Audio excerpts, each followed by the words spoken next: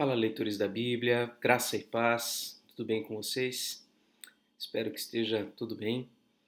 Seguimos aqui com a nossa leitura, hoje lendo os capítulos 29 e 30 de Jó e o segundo capítulo da segunda carta de Paulo aos Tessalonicenses. Vamos orar? Bondoso Deus, nosso Pai, digno de toda adoração, de todo louvor, queremos sempre, ó Deus, ouvir Tua voz, aprender do Senhor, conhecer mais a Tua palavra. Abençoa-nos, ó Deus, neste dia, que o Senhor, ó Deus, nos preencha com o Teu Santo Espírito e nos guie, ó Deus, num caminho de santidade, num caminho de retidão, de integridade. Assim como Jó foi íntegro, queremos também ser íntegros diante do Senhor. Abençoa mais essa leitura, Senhor, em nome de Jesus. Amém.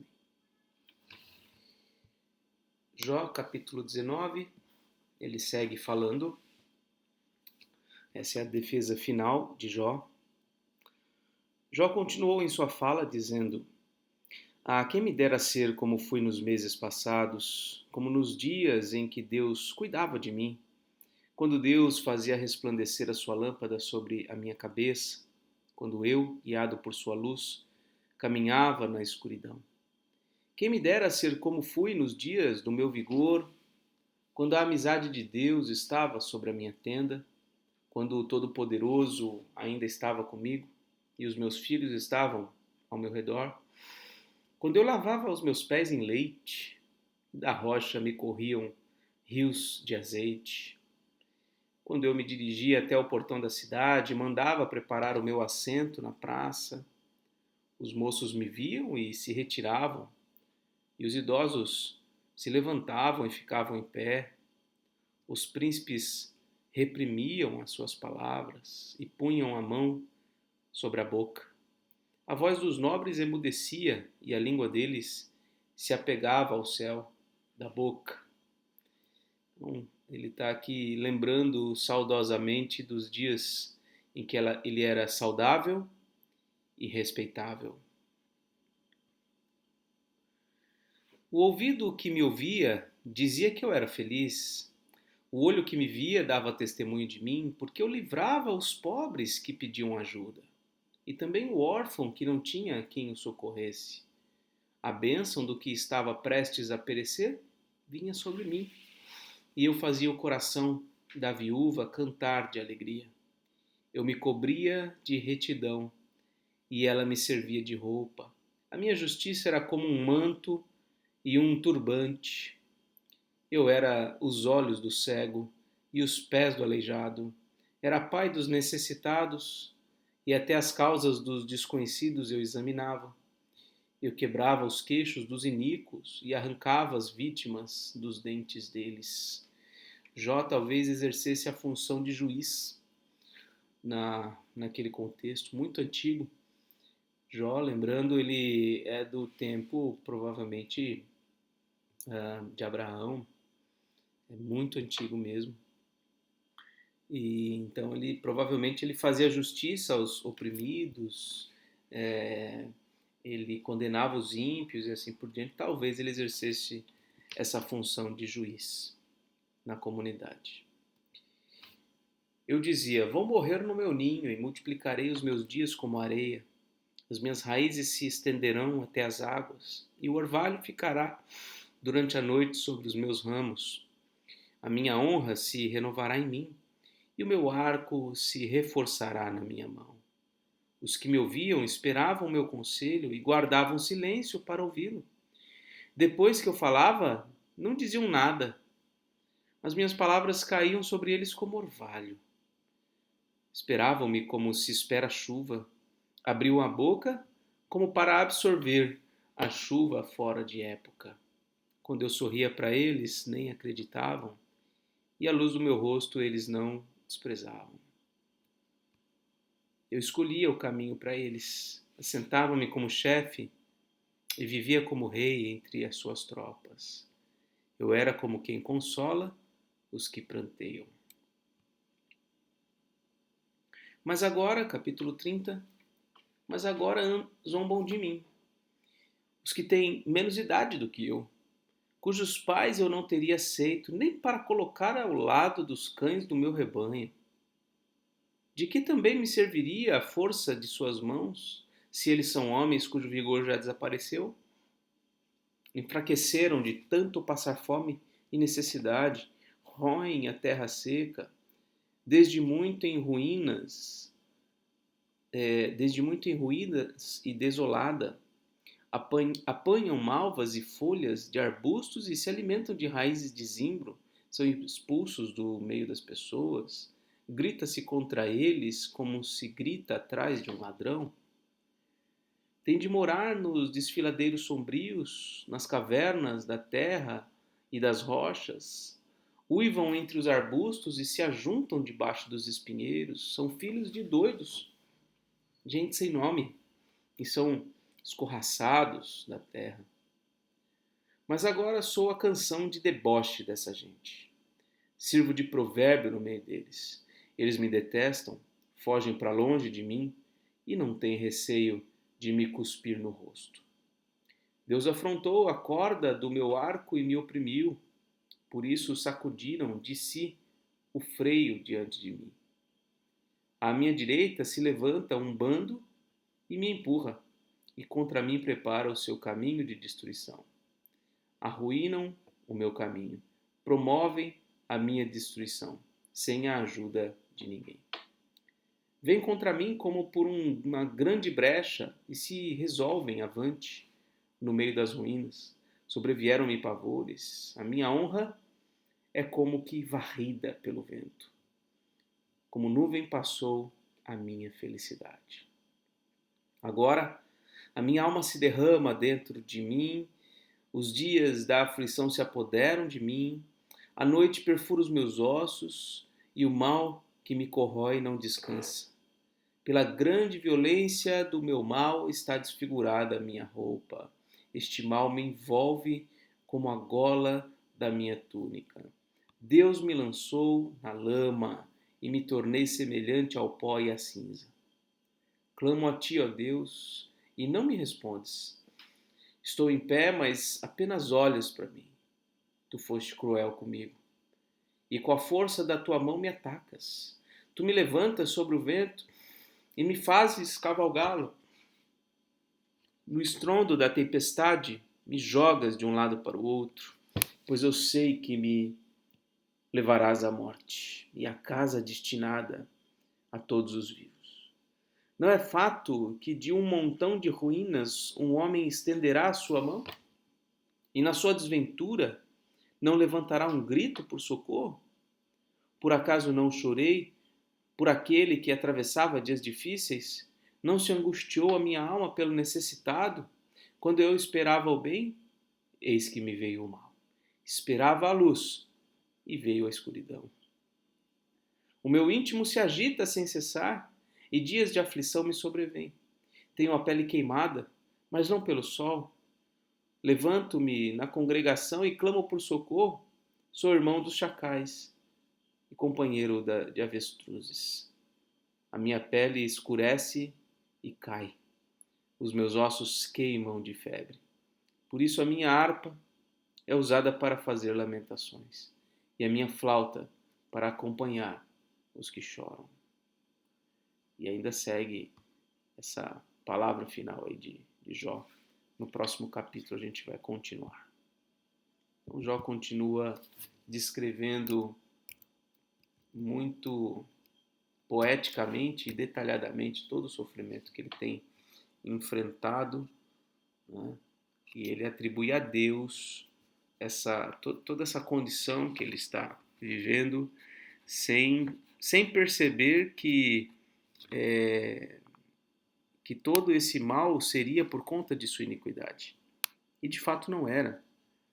Todo esse mal que sobreveio a Jó não foi por conta da sua própria iniquidade. Deus tinha um propósito superior. A conversa, devemos lembrar da conversa de Deus com Satanás no início do livro, né? E Jó não é o único exemplo bíblico de alguém que sofre não por sua iniquidade. Jesus, o Filho de Deus, foi alguém que sofreu terrivelmente também, e não por sua própria iniquidade. No caso de Jesus, ele sofreu por conta das nossas iniquidades que estavam sobre ele. Então, Jó, nesse aspecto, também representa o servo sofredor, usando o termo do profeta Isaías, o servo sofredor, que sofre não por conta dos seus erros, das suas transgressões, mas sofre recebendo da mão de Deus uma punição severa para cumprir o propósito santo do Senhor. Sigamos ao segundo capítulo da segunda carta aos Tessalonicenses. Paulo então continua aqui a sua carta dizendo: Irmãos, no que diz respeito à vinda de nosso Senhor Jesus Cristo e à nossa reunião com Ele, pedimos que vocês não se deixem demover facilmente de seu modo de pensar, nem fiquem perturbados, quer por espírito, quer por palavra, quer por carta, como se procedesse de nós, dando a entender que o dia do Senhor já chegou. Ninguém, de modo nenhum, os engane, porque isto não acontecerá sem que primeiro venha a apostasia e seja revelado o homem da iniquidade, o filho da perdição, o qual se opõe e se levanta contra tudo o que se chama Deus ou é objeto de culto, a ponto de assentar-se no santuário de Deus, apresentando-se como se fosse o próprio Deus.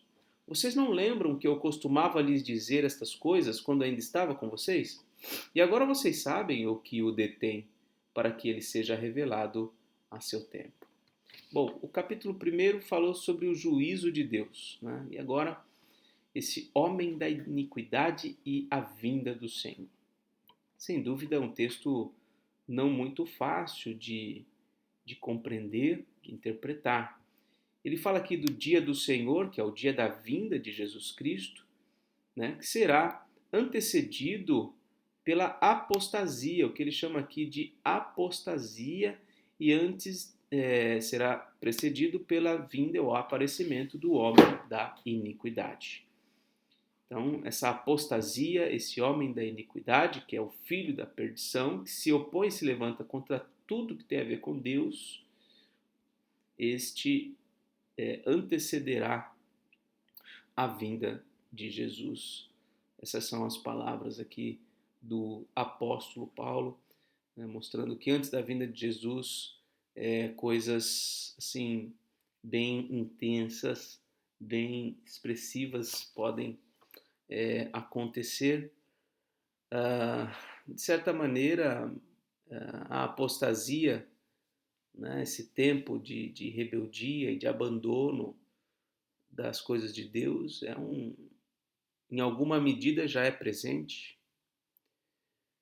Também essa figura, né, de alguém que se opõe a Deus e se opõe a tudo que tem a ver com Deus, a toda forma de piedade, de alguma maneira também essa força, esse movimento se manifesta. Agora, é difícil compreender aqui de quem se referem, né? As profecias sempre foram difíceis de se interpretar, porque nós não temos a visão final. A gente consegue interpretar bem as profecias que já foram cumpridas. Agora, estas que ainda não foram cumpridas, cabe a nós apenas ouvir, refletir sobre elas, né, e esperar que elas se cumpram, porque Deus até hoje cumpriu toda a sua palavra e não deixará nenhuma só profecia, nenhuma só promessa sem ser cumprida. Versículo 7. Porque o mistério da iniquidade já opera, olha só o que ele está dizendo, já opera, como eu acabei de dizer, e aguarda somente que seja afastado aquele que agora o detém. Então será revelado o iníquo, a quem o Senhor Jesus matará com o sopro de sua boca e destruirá pela manifestação de sua vinda. Ora, o aparecimento do iníquo é segundo a ação de Satanás, com todo o poder, sinais e prodígios da mentira, e com todo engano de injustiça aos que estão perecendo, porque não acolheram o amor da verdade para serem salvos. Então, olha só o que ele está dizendo aqui: que esse homem da iniquidade, ou esse mistério da iniquidade, ele já opera, né? E esse aparecimento do iníquo será aqui, ó, envolto de poder, sinais e prodígios da mentira. É por isso que muitas vezes a gente vê algumas coisas que a gente não explica, e só por se tratar de algo, às vezes aparentemente sobrenatural, a gente já atribui diretamente a Deus. E a gente esquece que o diabo também, por permissão de Deus, pode manifestar coisas extraordinárias, né? Então, a gente deve tomar muito cuidado, nem tudo que é extraordinário, sobrenatural, é de Deus. O ministério da mentira, né, engana a muitos. Então, engana a muitos que não, olha só, que não acolheram, peraí, não acolheram o amor da verdade para serem salvos. Que nós sejamos esses que acolhem o amor à verdade, né, para que a gente não seja enganado pela mentira. É por este motivo que Deus lhes envia a operação do erro. Olha só, operação do erro. Deixa eu ver aqui se tem alguma referência. Romanos 1, 28. Por haverem desprezado o conhecimento de Deus, o próprio Deus os entregou a um modo de pensar reprovável para praticarem coisas que não convêm. Então, essa operação do erro é enviada por Deus a quem não amou a verdade, a quem desprezou a verdade, para darem crédito à mentira, a fim de serem condenados todos os que não creram na verdade, mas tiveram prazer na injustiça. Essa carta aqui é bem recheada de conteúdo escatológico. Então, quem aprecia essa parte da teologia aqui, estuda bastante as palavras de Paulo na segunda carta aos Tessalonicenses. Mas devemos sempre dar graças a Deus por vocês, irmãos, amados pelo Senhor, porque Deus os escolheu desde o princípio para a salvação, pela santificação do Espírito e fé na verdade. Foi para isso que também Deus os chamou mediante o nosso Evangelho, para que vocês alcancem a glória de nosso Senhor Jesus Cristo. Assim, pois, irmãos, fiquem firmes e guardem as tradições que lhes foram ensinadas, seja por palavra, seja por carta nossa. Olha que interessante aqui, Paulo recomendando que eles guardem as tradições, as boas tradições ensinadas pelos apóstolos, ensinadas nas escrituras sagradas. A gente deve preservar aquilo que é antigo, mas que é verdadeiro. Andar conforme aquilo que nossos irmãos do passado nos deixaram e que o Senhor Deus inspirou para que pudessem deixar registrados para nós, né? Então, esse rompimento com tudo que é tradicional ou oriundo das Escrituras é algo diabólico. Muitos têm abandonado as Escrituras e buscado viver novidade, coisas novas que não se encontram nas Escrituras Sagradas, e isso traz grande mal sobre a vida e sobre a igreja. E ele segue dizendo que o próprio Jesus Cristo, nosso Senhor, e Deus, o nosso Pai, que nos amou e nos deu eterna consolação e boa esperança, pela graça, console o coração de vocês e os fortaleça em toda boa obra e boa palavra. Lembrando aqui que os Tessalonicenses, como nós já vimos no capítulo 1 aqui dessa segunda carta, vimos também na primeira carta, uma igreja que sofreu bastante perseguição, sofreu tribulações. E veja o remédio de Paulo, o remédio do apóstolo a quem está sofrendo, é falar sobre as últimas coisas, as coisas que Deus ainda vai realizar, né? Diante do sofrimento presente, Nossos olhos devem estar postos lá na frente. Porque se a gente volta os nossos olhos para o sofrimento presente, se a gente fica olhando aqui para a nossa situaçãozinha, para esse nosso cenário complicado que a gente está vivendo, a gente vai sucumbir ao sofrimento, nós vamos nos desviar da verdade, nós vamos incorrer em um mar de tristeza e desolação. Mas se a gente retira os nossos olhos desse sofrimento presente e olha para o que Deus há de realizar, então as chances são muito grandes de nós experienciarmos o sofrimento na perspectiva correta, vislumbrando a obra final realizada de Deus na nossa vida e na vida da igreja. Então, que Deus nos abençoe. Essa foi a leitura de hoje. Um forte abraço e até mais, se Deus quiser.